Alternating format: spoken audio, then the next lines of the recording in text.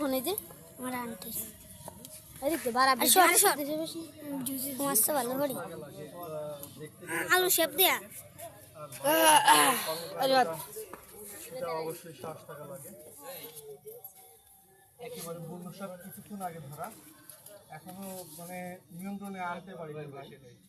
তারপরে দেখেন কতটা চেষ্টা করতেছে, এটাই বলে হচ্ছে সাপকে কন্ট্রোলে নেওয়ার ভাইয়ের যে টেকনিকটা। দেখ কি মুখটা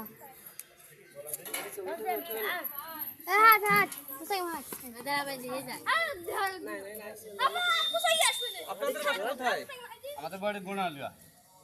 আপনাকে কি সাপ ধরার জন্য আনছে এখানে? হ্যাঁ, সাপ ধরার জন্য আনছি।